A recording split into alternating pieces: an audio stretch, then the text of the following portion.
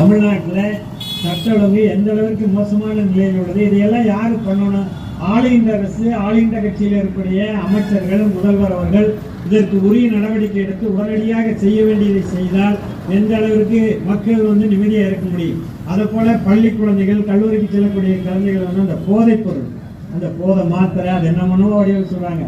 அதாவது டாஸ்மாக் மூலமா குடிச்சு அந்த குடும்பம் கட்டுறது ஒண்ணு. இப்ப அந்த குழந்தை குட்டிகளா கல்லூரிக்கு போகக்கூடிய அந்த குழந்தைகள் எல்லாம் தன்னுடைய வாழ்க்கையை அழிக்கக்கூடிய வகையில நடக்கிறதுக்கெல்லாம் நீங்க பார்த்து நினைச்சா பண்ண முடியாதா? அரசு பார்த்து நினைச்சா பண்ண முடியுமா? முடியாதா? அதே மாதிரி பாத்தீங்கன்னா இந்த மழை நானாலும் இந்த கோரியானாலும் இந்த அதுகெல்லாம் என்ன நடக்குது? அதுகளை பத்திரிகையில் பார்க்கல எத்தனாயிரம் கோடியை ஃபைனா போட்டிருக்காங்க இப்ப கட்ட சொல்லி கூட.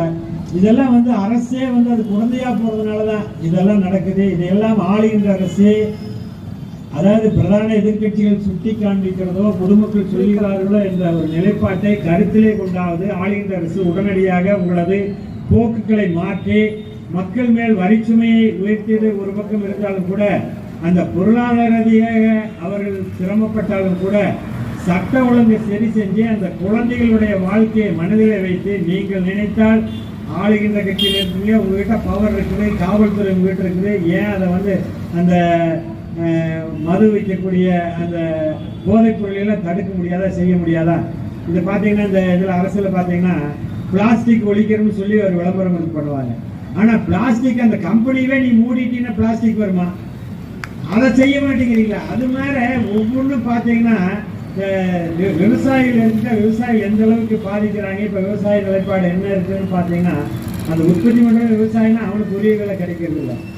அதே மாதிரி நம்முடைய பகுதியில் திருப்பூர் மாவட்டத்துக்கு உட்பட்ட அமராவதி கூட்டுறவு சர்க்கரை ஆலை ஒன்று இருக்குது. அது இப்போ 3 விழாவில் இருக்குது. அது நாம பொறுப்பில் இருக்கிற வரைக்கும் அதை பார்த்து பண்ணி ஓடிச்சு. இப்போ 1.5 வருஷம் 2 வருஷம் மில்லு நிற்கிது. அதுக்கு நிதி ஒதுக்க சொல்லி கேட்குறான். அது முதல்வர் வரைக்கும் அது கருத்துரு போயுமே அது நிற்கிது. இங்கே லோக்கலில் ஒரு மந்திரி இருக்கார், அவரும் பார்க்குறாரு, பண்ணுறாரு. இப்போ 3 மந்திரி அதை பார்த்துட்டு போயிருக்காங்க.